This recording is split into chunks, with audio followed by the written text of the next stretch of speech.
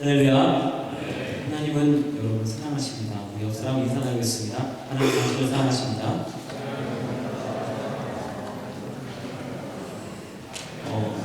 제가 우리 성도님들을 많이 만나봤는데 부목사 시절이나 전도사 시절이나 성도님들 많이 만나고 또 우리 교회에서도 우리 성도님들을 많이 만나보면 하나님을 만나는 방식, 하나님이 그 사람을 만나주시는 그런 모습은요, 똑같은 사람이 한 명도 없습니다.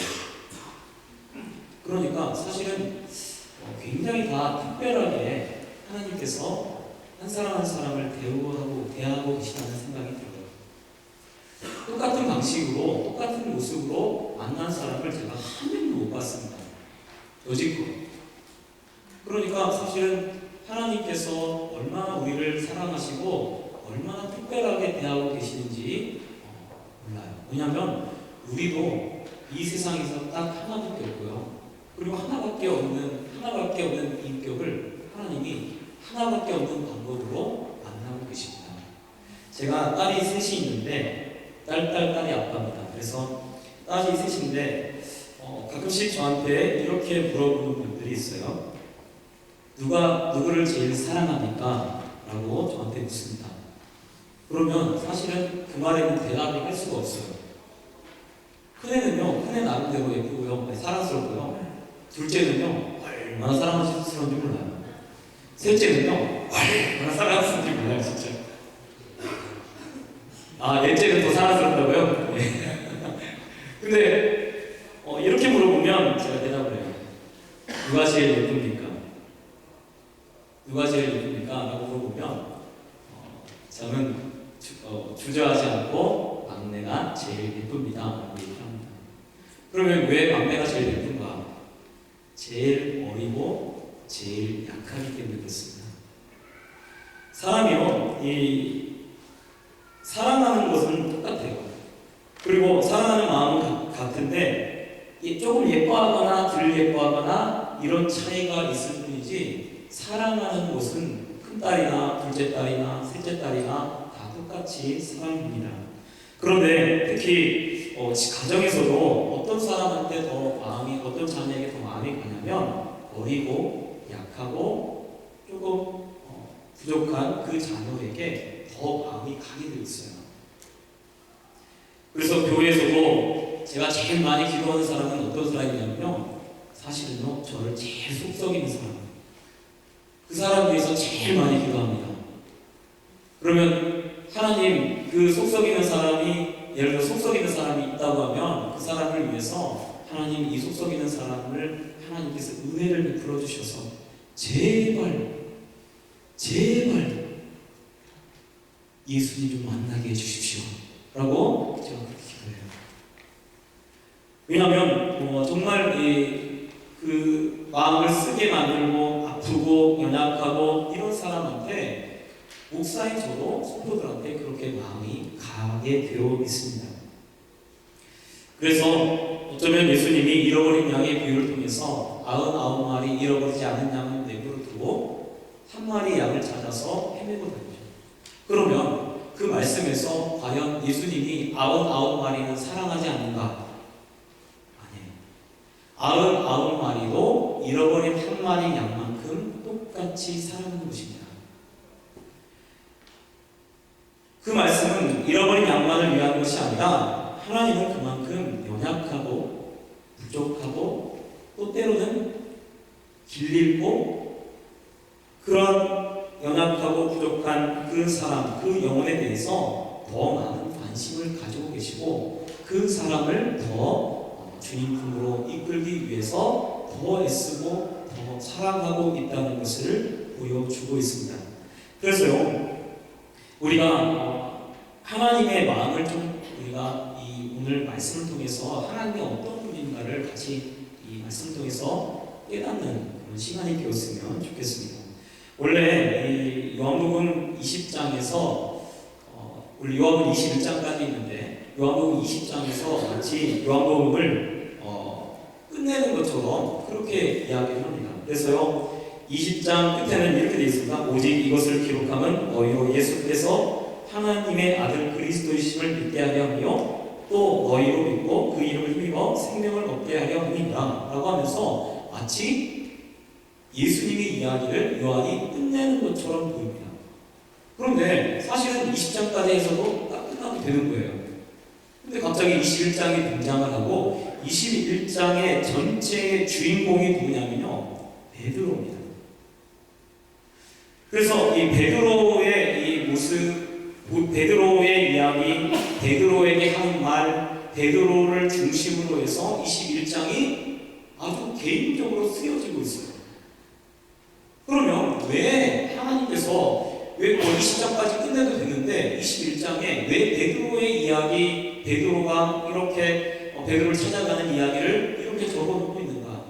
그것은 하나님의 분명한 의도가 있고요, 요한을 통해서 하나님이 우리를 어떻게 사랑하시는지를 이 베드로의 이야기를 통해서 우리에게 보여주고 있는 것입니다. 말씀을 살펴보면 베드로가 예수님이 부활하셨어요. 예수님이 부활하신 것을 두 번을 만났습니다. 왜냐하면 오늘 14절에 보면 세 번째 만났다고 되어 있습니다. 그러니까 이미 예수님이 부활하신 것을 베드로가 두 번이나 만났습니다. 예수님이 살아계신 것을 두 번이나 봤어요. 아마 한 번은 도마가 없을 때 봤을 거고, 또 두 번째는 도마가 있을 때 봤을 거예요. 예수님이 살아계셨어요. 예수님이 살아계신 것, 부활하신 걸 봤습니다. 도마를 통해서도 예수님이 그 예수님인지를 더 잘 알았을 거예요. 그런데 너무나 이상한 것은 베드로와 다른 제자들, 특히 베드로가 뭐라고 하냐면 나는 고기 잡으러 가겠다 라고 하면서 갈릴리로 돌아갑니다. 이해가 되지 않아요. 왜냐하면 예수님이 살아계셨어요. 예수님이 부활하셨어요. 예수님을 만났어요. 예수님이 그를 찾아왔어요. 너희에게 평안이 있을지어다 라고 얘기를 하면서 예수님하고 얘기했어요. 예수님이 정말 살아계신 것을 그들에게 보여줬습니다. 그런데 너무나 놀라운 것은 이 베드로와 다른 제자들이 다 어디로 가냐면 갈릴리로 가고 있어요. 그것도 누가 제일 처음 얘기를 하냐면 베드로가 그렇게 얘기를 하고 있습니다. 왜냐하면 여러분, 베드로는 어떤 사람이었냐면 그는 정말로 예수님을 오늘 말씀에도 사랑했던 사람입니다. 그래서 그가 수석 제자라고 자기 스스로도 그렇게 생각을 했고, 그리고 다 주를 버릴지언정 저는 주를 버리지 않겠습니다 라고 그렇게 얘기했던 사람입니다.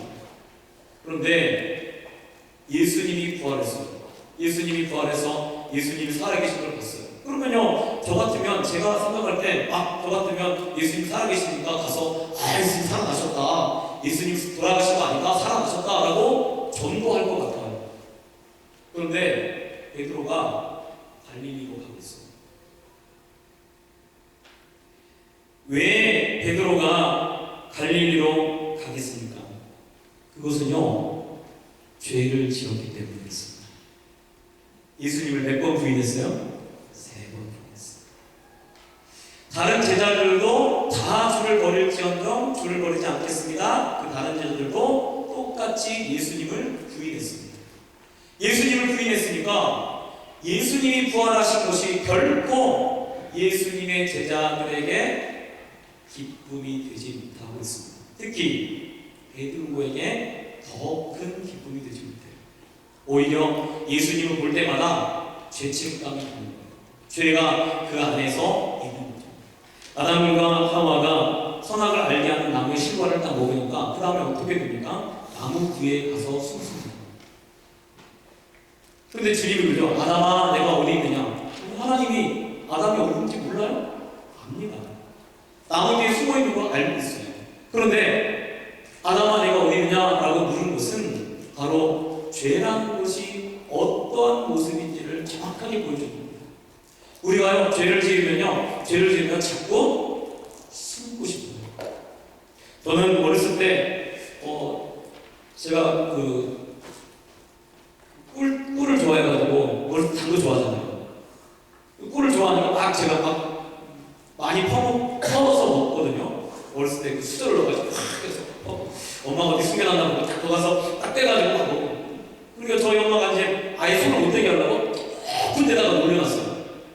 그러니까 엄마가 나가는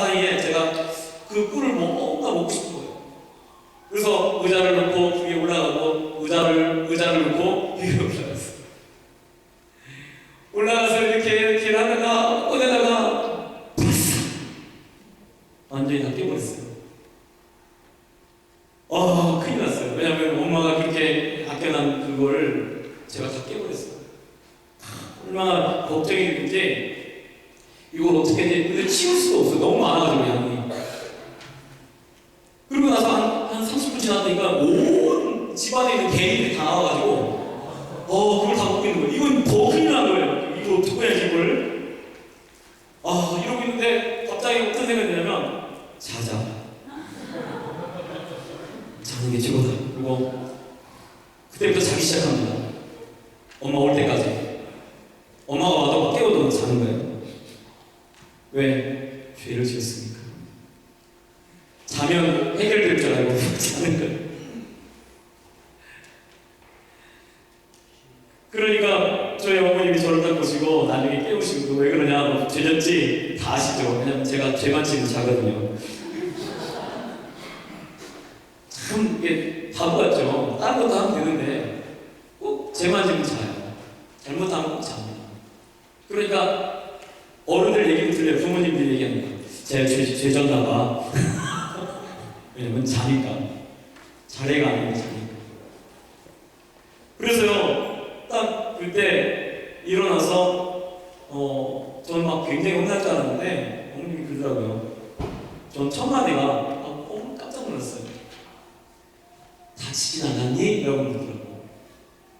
꿀을 깼는데 개미가 지금 그걸 먹고 있으면서 온 집안이 개미로 다 덩벅이 되어 있는데 어머님의 말씀은 다치지 않았니? 라고 저한테 물어보셨습니다. 그때 얼마나 안심이 되고요. 엉엉 울었어요. 잘못했어요. 그리고 울었어요.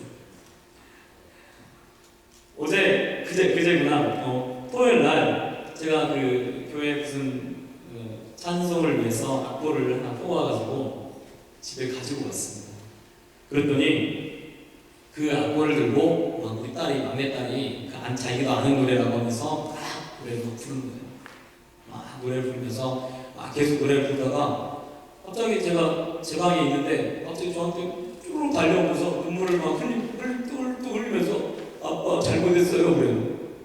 얘가 찬송을 다 회개하나? 그 생각이 들어가지고 왜? 뭘 잘못했는데? 라고 했더니 하는 말이 뭐예요. 악보를 들고 있다가 그거 갖고 놀다가 그 악보가 놓쳤는데 그 악보가 쇼파 밑으로 들어간 거예요. 쇼파 밑으로 들어갔다고 아빠한테 와가지고 잘못했어요. 아빠가 뽑아놓은 그 악보를 자기가 갖고 놀다가 쇼파 밑에 넣었어요. 이러면서 혼내지 마세요. 그러고 막 그런 거예요. 제가 어이가 없어가지고 그런 거 갖고 혼내겠어요? 그런 거 종이 들어갔다고 쇼파 밑에 들어갔다고 그거 가지고 우리 아이 혼내겠습니까? 얘가 한참 저를 모르더라고요. 우리 어머니는 꿀단지 깨도 혼내지 않았는데 종이 들어갔다고 제가 혼나겠습니까? 그래서 제가 아주 웃는 얼굴로 얘기를 했어요. 야, 너 절대로 내가 혼내지 않을 테니까 가. 여기 막 좋아가지고 막 이러고 가는 거예요. 엄마 나 안 혼났어 이러고 그 엄마한테 막 자랑하는 거예요. 여러분, 베드로가 죄를 지었어요. 예수님께 죄를 지었습니다. 또 예수님의 제자들도 죄를 지었어요. 그게 그 베드로와 제자들에게 사실은 상처가 되어 있는 것입니다. 그래서 예수님을 보는 순간 숨은 거예요. 예수님을 보는 순간 도망치는 거예요. 그리고 스스로 생각합니다. 나 같은 것이 무슨 제자라고. 나를 용서 못하는 거죠. 베드로와 베드로의 제자들이, 그 예수님의 제자들이 자기를 용서를 못하고 갈릴리로 갔던 거예요. 그래서 주님 앞에 설 수 없기에, 양심이 있기에 그렇게 갔던 것입니다. 그런데 그 베드로를 예수님이 찾아가죠. 베드로가 가서 오늘 이 말씀에 보면 최대한 멀리, 자기가 떠날 수 있는 최대한 멀리 떠난 거죠. 갈릴리. 그래서 그 갈릴리로 떠나가지고 지금 고기를 잡고 있다고 말씀하고 있습니다. 어떻게 보면 굉장히 철학이 짝이 없습니다. 그런데 우리가 좀 생각해야 할 게 뭐냐면 이미 베드로가 3번 부인할 것을 예수님이 말씀하셨습니다. 예수님의 제자들이 예수님을 버리고 떠날 것을 예수님이 이미 말씀하셨습니다. 그렇다면 예수님은 그 죄에 대해서 별로 그렇게 책망할 생각이 없으신 거예요. 왜냐하면 예수님이 말씀한 대로 되었습니다. 왜냐하면 예수님이 이미 제자들이 자신을 버릴 줄 알고 있었습니다. 그리고 이미 베드로가 3번을 자기를 부인할 줄을 알고 있었습니다. 마치 우리 딸이 종이를 소파 밑에 집어넣는 거하고 너무 같은 거예요. 그 정도밖에 사실은 되어지지 않는 것입니다. 그런데요, 스스로 죄졌다고 숨고 죄졌다고 다시 거기로 돌아가고 있어요. 베드로가 돌아가서 고기를 잡는데 너무 이상합니다.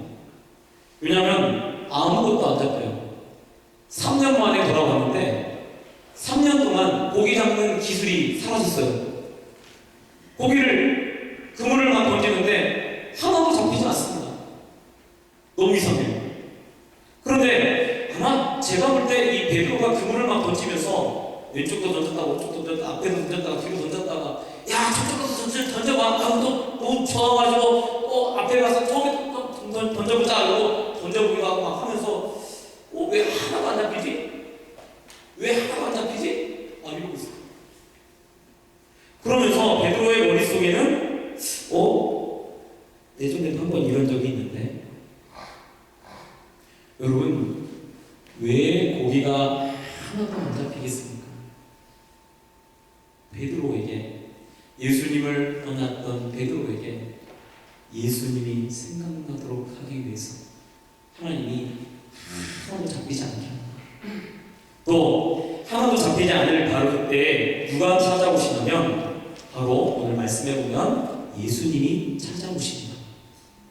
여러분 우리가 LP님들이 많으니까 LP님들이 이렇게 일을 하다 보면 아마 벨리도 맞으시죠? 벨리 한 번씩 맞잖아요. 전 잘 몰라요 벨리가 뭔지. 벨리 해서 처음에 벨리 댄스인 줄 알았어요. 근데 벨리에서 이 벨리가 뭔가 있나 보다. 근데 또 있다면서요. 쓰리벨리.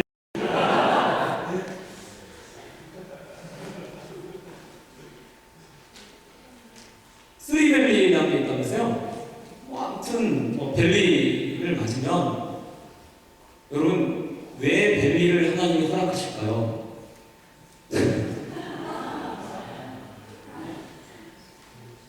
여러분 제가 생각할 때 저는 잘 모릅니다. 이 시스템을 잘 모르는데 아마 벨리를 맞으면 SN님이 상담을 할 것 같아요. 그럼 상담 안 하면 SN님 이상한 SN님일 것 같고 쓰리벨리를 맞으면 지전장님이 아마 상담하지 않을까 하는 생각도 듭니다. 그렇게 안 되나요? 맞아요. 맞죠? 역시 여러분 왜 우리의 인생에서 꼭 이 라이프 플래너의 벨리만이 아니라 지금 사실은 이 베드로의 제자들이 뭘 맞은 거냐면 벨리를 맞은 거예요. 왜 벨리를 맞으니까 정신이 나간 거죠. 그럼 돌아가자. 그만둬야겠다. 내가 무슨 LP냐? 이러고 이제 가는 거예요. 그런데 그때가 사실은 하나님이 나를 부르시는 때입니다. 그리고 벨리 맞았을 바로 그때 하나님이 제일 가까이 계십니다. 나만 너를 부른다. 왜 벨리를 맞도록 하실까요? 하나님을 기억하고 예수님을 기억하고. 저도 목회를 하다 보니까 개척교회니까요. 개척교회도 벨리를 맞을 때가 있습니다. 벨리가 뭐냐면 저한테는 벨리가 성도님 가정이 교회를 안 나오는 거예요. 그러면 그것도 이제 안 나오는 정도만 되면 괜찮은데 목사님 저 좀 쉬어야겠습니다 하고 다른 교회로 가버려요. 그럼 저한테는 그게 벨입니다. 그걸 하면은 그 순간에 가장 먼저 떠오르는 게 누구냐면 바로 주님입니다. 최근에 어떤 한 가정이 이사를 갔어요. 이사를 간 게 아니라 교회를 떠났어요. 저희 교회는 한 번 들어오면 잘 못 나가거든요. 못 나가요. 근데 어떻게 그걸 빠져나갔어요. 그물에서. 그래서 제가 저한테 굉장히 큰 충격이었습니다. 왜냐하면 빠져나갈 수가 없거든요. 우리 교회는. 한 번 들어오면 들어와서 딱 이렇게 정착을 딱 하면 절대로 못 빠져나갑니다. 왜냐하면 너무나 좋기 때문에. 그런데 빠져나갔어요. 저한테 그런 충격이 있다고 하더라고요. 하나님이 나를 만나고 싶어 하시는구나. 그분 딱 나가자마자 바로 그날 밤부터 매일 가서 방에 아무도 없을 때 제가 제일 좋아하는 시간, 그 시간에 하나님 만나러 갔어요. 그리고 하나님께 하나님 이루실 수 있어요? 저한테 벨리를 주시다니 이러면서 막 하나님 더 보내주세요. 불쌍히 여기서 사람들 보내주세요 그랬더니요, 여러분 두 가정이 문제를 여러분 믿으시기 바랍니다. 그런데 한 달 걸렸어요. 한 가정 나왔는데 두 가정 되기까지 한 달 걸리더라고요. 한 달 동안 정말 하나님께 배달을 기도했어요. 우리의 삶 속에, 우리의 인생에 왜 그런 어려움들이 일어나고 힘든 일이 일어나고 벨리가 왜 일어날까요? 하나님 만나고 싶어 하시는 겁니다. 하나님이 찾아오시는 거예요. 나는 도망갔지만 하나님이 그까지 찾아오시는 거예요. 베드로가 아마 고개를 잡으면서 이거 전에 한번 봤던 장면인데 왜 예수님을 처음 만났을 때도 벨리 맞았었거든요. 밤이 맞도록 수고했는데 하나도 얻은 것이 없었어요. 바로 그날 예수님 만났어요. 그런데 갑자기 멀리서 바닷가에서 소리가 들립니다. 얘들아, 너 이게 고기가 있느냐? 없다고 하니까 그러면 배 오른편에 던져요. 그러면 잡을 거예요. 아니, 알지도 못하는 사람이 배 오른편에 던지라는 거예요. 말씀을 생각해보면 여러분 베드로가요 왼편만 계속 던졌을까요? 왼편. 오늘은 왼편이야. 왼편 계속. 오른편 한번 던지면 아니 왼편! 오늘은 왼편이야. 무조건 왼편. 오른편은 남기고 절대로 오른편은 없을 거야. 그러고 그렇게 그물을 던졌을까요? 그렇지 않습니다. 오른편도 던져보고 왼편도 던져보고 앞에도 던져보고 뒤에도 던져보고 그리고 조금 나가서도 앞에 옆에 좌우 다 던져봤을 거예요. 그런데 여기서 베드로와 제자들이 오른편에 던집니다. 오른편에 던지니까 고기가 가득 찼어요. 그때 요한이 예수님을 알아보고 뭐라고 하냐면 주시다 라고 하니까 베드로가 이상한 일을 합니다. 겉옷을 벗고 있다 겉옷을 두르고 바다에 뛰어냅니다. 여러분 한번 생각해보세요. 수영하려고 하면 여러분 어떻게 합니까? 옷 입고 해요? 겉옷죠? 파카죠? 파카 입고 뛰어들어요? 아니죠. 다 벗고 뛰어듭니다. 그런데요 베드로는요 반대로 해요. 아무리 베드로가 수영 잘한다고 해도 겉옷을 두르면요 겉옷이 물을 싹 흡수해가지고요 힘들어요. 그런데 베드로가 겉옷을 두르고 바닷속에 뛰어듭니다. 왜요? 누구 피하려고요? 예수님 피하려고. 예수님이 생각났어요. 예수님이 찾아오셨어요. 그럼에도 불구하고 베드로가 지금 바닷가에 뛰어요. 배를 육지에 댔어요. 그리고 나서 배 육지에 대해서 딱 가서 보니까 고기가 놓였고요, 떡에 놓였고요, 그 모닥불이 피어져 있습니다. 그런데 베드로는 어디에 있냐면 말씀을 보면 그물 있는 데에 베드로가 가 있습니다. 예수님의 수제자예요. 예수님을 정말로 사랑했던 사람입니다. 예수님이 항상 오른쪽에 아마 있고 싶어 했던 사람입니다. 그런데 예수님이 찾아왔음에도 불구하고 그가 예수님 가까이 나오지 못하고 있습니다. 그물에 있는 거예요. 그러니까 예수님이 고기가 이게 다 준비되어 있어요. 떡도 다 준비되어 있어요. 그런데 예수님이 뭐라고 말씀하시냐면 오늘 잡은 고기를 가져와라 라고 하니까요. 거기에 누가 있어요? 베드로가 있어요. 베드로가 그물에서 고기를 가져다가 예수님께로 가져가죠. 여러분 오늘 말씀에 이 베드로의 동선을 한번 보시기 바랍니다. 갈릴리에서 바닷가에서 그물에서 그 다음에 이제서야 비로소 예수님 말씀하시니까 모닥불에 옵니다. 이것은 무엇을 보여주냐면 예수님이 얼마나 베드로를 세심하게 배려하고 있는지를 보여주고 있는 것입니다. 그래서 보면 갔더니 예수님이 고기도 주고요, 떡도 주고요, 예수님이 모닥불을 다 피워놨어요. 그런데 참 너무나 신기한 것은 뭐냐면 예수님의 제자들이 고기를 예수님께, 떡을 예수님께 다 받아 먹습니다. 여러분 이 장면이 이상하지 않다고 생각하면 제가 목사이기 때문에 저는 제가 어디를 가든지 우리 성도님들이, 우리 권사님들이나 성도님들이 항상 가만히 앉아 있으라고요. 목사님 돌아다니면 불편하다는 거예요. 목사님 그냥 여기 계시라고. 제가 뭘 하려고 하면 목사님 그냥 가만히 계세요. 그리고 앉아 계시라고요. 그래서 한 번은 이제 제가 우리 권사님들을 좀 나이 연세 드신 분들이 있기 때문에 크리스마스 때는 제가 우리 교회에서 고기를 쏩니다. 왜냐하면 예수님이 쏘는 거라고 하고 우리 그 권사님들한테 음식점 가서 맛있는 음식점 가서 고기를 제가 사줍니다. 근데 거기 처음에 딱 데리고 가서 고기를 가져오라고 해서 권사님 몇 분 안 되니까 제가 구워가지고 제가 잡아서 막 제가 굴라고 하니까 권사님들이 목사님 이러지 마세요 이러고 막 그렇게 해요. 그래서 제가 아니에요. 제가 고기 먹으려고 그래요. 제가 잘 구워야 제가 먹으려고 하는 거니까 권사님 손대지 마세요. 제가 먹기 좋게 맛있게 구겠습니다 하고 막 구워요. 그러면 안 되는데 이래요.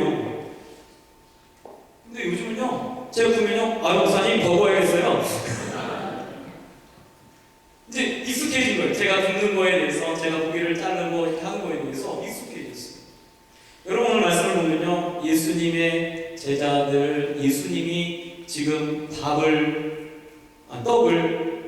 고기를 구워서 주고 모닥불을 준비하고 이렇게 하고 하나씩 나눠주고 하는 이 모습이요 제자들에게 굉장히 익숙한 모습입니다. 즉 아마 그 고기를 먹으며 빵을 먹으며 여지껏 자기에게 대했던 그 모습 그대로 똑같이 되었거든요. 사실은 예수님의 얼굴을 볼 낯이 없어서, 예수님을 가까이 할 자신이 없어서 그렇게 갈릴리로 갔던 이 제자들이 예수님이 여전히 똑같이 대하시고 여전히 이 제자들을 섬기고 계시는 것을 보여주고 있습니다.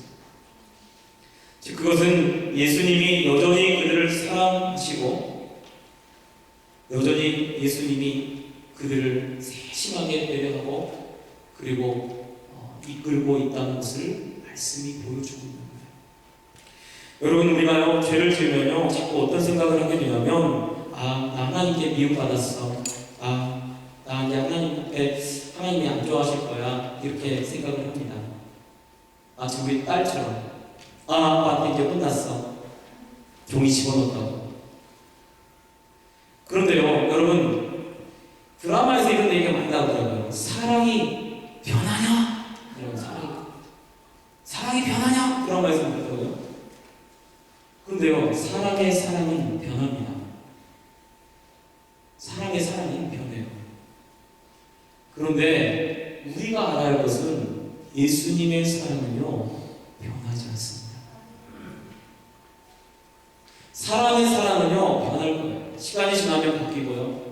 시간이 지나면 그 사랑의 그 열기가 사라질지 모르겠습니다. 그러나 예수님의 사랑은요, 변하지 않아요.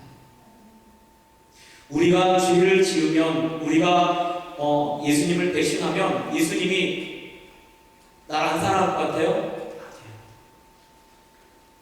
제가 이 사무엘서를 우리 교회에서 강의를 하는데, 저는 이 사울 왕을 하나님이 끝까지 사랑했다고 저는 믿습니다. 끝까지 사랑하면서 그가 죽기 전까지 하나님이 원하셨던 것은 하나님 품으로 돌아오기를 원하셨다. 그래서 꿈도 못 꾸게 하고 이상도 안 주고 선제를 통해서 말씀도 안 주고. 그러면 우리 같으면, 저 같으면 당장에 그냥 아이고 하나님 내가 잘못했습니다. 꿈도 안 주고 뭐도 안 준다고 해도 하나님 내가 잘못했습니다 라고 하나님 앞에 나갈 것 같아요. 그런데요, 사울 왕은 끝까지 하나님 앞에 나가지 않습니다. 여러분, 하나님의 사랑은 변함이 없어요. 변하지 않아요. 변하면 진리가 아니에요. 변하면 진리가 아닙니다. 진리는요, 변하지 않기 때문에 진리가 되는 거예요. 그런데 진리가 예수님이 진리예요. 예수님이 진리면 예수님의 사랑도 변하지 않는 것입니다. 내가 죄를 졌다고 해서, 여러분, 사람이 죄를 졌다고 해서 하나님의 사랑이 변합니까? 원래 죄인이었는데? 원래 죄인이었잖아요. 원래 나쁜 사람이었잖아요. 우리가 원래 악한 사람이었어요. 그런데 어떻게 생각하냐면, 내가 죄를 지으면 하나님의 사랑이 변할 줄 알고 있어요. 마치 우리 자녀들이 아빠, 엄마에게 죄를 지으면 아빠, 엄마가 자기를 안 사랑할 것처럼 생각합니다. 여러분요, 제가 보니까요, 우리 권사님들 기도 제목을 보면요, 항상 기도 제목 리스트가 뭐냐면요, 아들, 딸들을 위해서 기도해요. 지금도 연세가 막 78세, 67세, 73세 이렇게 되고요, 자기 자녀들을 위해서 기도합니다. 그러면 특히 어떤 자녀를 위해서 더 기도하는지 아세요? 속 썩이는 자녀를 위해서 더 기도해요.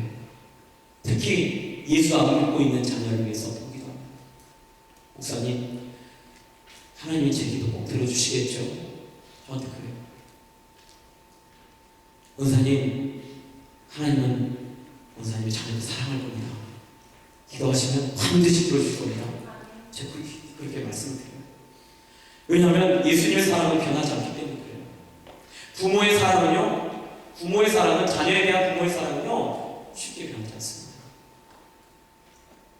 하물며 하나님의 사랑은요, 변하지 않아요. 나를 여전히 사랑하시고요, 내가 예수님을 배신하고, 내가 예수님을 떠나서 갈릴리로 가고, 내가 예수님께 가까이 오지 못하려고 옷을 뒤집어 쓰고 물속에 들어가서 숨어 있는다 할지라도, 혹은 예수님이 가까이 오라고 했는데 가까이 오지 않고 멀리 떨어져 있다 할지라도 여전히 예수님은 베드로를 사랑합니다. 3번 예수님을 부인했다 할지라도 여전히 예수님은 베드로를 사랑해요. 그리고 나서 예수님이 물어요. 조금 지나서 아마 베드로가 회복이 됐어요. 왜? 여전히 자기를 똑같이 대하시고 하나님이 전혀 변함없이 똑같이 자신에게 그렇게 대하고 계시는 거예요. 그 여지껏 배신하기 전에 보여줬던 그 모습 그대로 예수님이 똑같이 제자들을 대하시고, 똑같이 먹은 걸 주시고, 똑같이 모닥불을 피우시고, 똑같이 고기를 구워서 주고 계신 거예요. 거기에 베드로가 마음이 녹았던 거죠. 그래서 여기 말씀에 이제 조각 먹은 후에 마음이 풀렸어요. 역시 사람은 먹어야 돼요. 먹으니까 마음이 좀 풀려가지고 풀려있을 때 베드로에게 요한의 아들 시몬아, 내가 이 사람들보다 나를 더 사랑하느냐? 라고 묻습니다. 3번을 묻는 이유가 무엇일까 하는 생각을 하는데, 베드로가 3번 부인했기 때문이었습니다. 왜 3번을 물었을까요? 철저하게 베드로의 입술로 내가 주님을 사랑합니다라는 고백을 3번 하도록 하나님이 만드신 거예요. 베드로가 3번 부인했다는 것보다 사람들의 기억 속에 베드로가 예수님을 3번 사랑한다고 고백했다는 그것을 주시기 위해서 일부러 예수님께서 이렇게 3번을 물어보십니다. 그런데 제가 이 말씀을 이렇게 준비하면서 어떤 생각을 하게 되냐면, 내가 이 사람들보다 나를 더 사랑하느냐라고 하는데, 여러분 제가 말씀드리기를 21장 전체가 다 베드로 한 사람에게 초점이 맞춰져 있거든요. 제가 말씀드렸습니다. 그 말은 이 말씀이 내가 나를 사랑하느냐라고 묻는 그 질문 속에 어떤 말씀이 담겨져 있냐면, 나는 너를 이 사람들보다 더 사랑한다 라고 하는 예수님의 고백이 담겨 있어요. 여러분, 이 말씀은 베드로에게 초점이 맞춰져 있습니다. 그 말씀은 곧 내게도 하나님이 항상 내게 초점을 맞추고 사랑을 보이고 계시다는 것을 말씀하고 있는 거예요. 내가 나를 사랑하느냐라고 했을 때 베드로가 막 그냥 바로 대답했죠. 주여 그러합니다. 그러하나이다. 내가 주님을 사랑하는 줄 주께서 아시나이다. 또 물어봐요. 주여 그러합니다. 내가 주님을 사랑하는 줄 주님께서 아십니다. 3번째, 요한의 시몬아 내가 나를 사랑하느냐라고 하니까 주께서 3번째 내가 나를 사랑하느냐 하시니 베드로가 그때서야 근심하죠. 왜 근심할까? 자기가 3번 부인했거든요. 자기가 3번 예수님 모른다고 부인했어요. 그런데 그걸 아시고 자기를 사랑하셔서 이렇게 질문하는 것을 깨달은 거예요.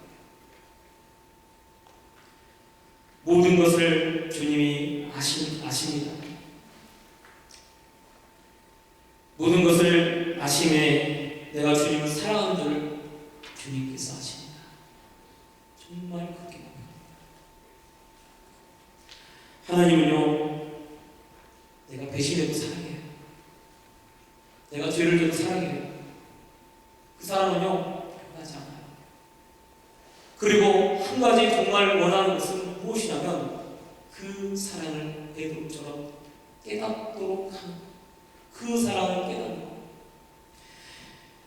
남자들은 군대를 갔다 오면 철이 든다고 해요. 근데 제가 볼 때 그 말은 거짓말 같고요. 왜냐하면 죽을 때까지 안 들거든요, 남자들은. 근데 여자들은요, 아이를 낳으면 철이 듭니다. 왜 아이를 낳으면 철이 듭니까? 엄마의 사랑을 알기 때문에 그렇습니다. 여러분, 철이 드는 게 뭘까요? 베드로에게 내가 뜻하지 않은 죽음에 대해서 얘기합니다. 18절에 보면 내가 진실로 내게 이르노니 내가 젊어서 스스로 띠띠고 원하는 곳으로 다녔거니와 그것은 내 팔을 벌리니 남이 내게 띠띠고 원하지 않는 곳으로 데려가리라. 이 말씀은 베드로가 뜻하지 않은 죽음, 원치 않은 죽음으로 갈 거라는 것을 말씀합니다. 그런데 그 말씀 전에 베드로가 철이 들도록, 정말 내가 너를 얼마나 사랑하는지를 알도록, 깨닫도록 주님이 내가 나를 사랑하느냐 하고 말씀하고 계신 것입니다. 여러분, 오늘 주님께서 우리에게도 똑같이 말씀하십니다. 요한의 아들 시몬아, 내가 이 사람들보다 나를 더 사랑하느냐? 나는 다른 사람들보다 너를 더 사랑하는데 너는 나를 사랑하니? 라고 주님이 묻고 싶어요.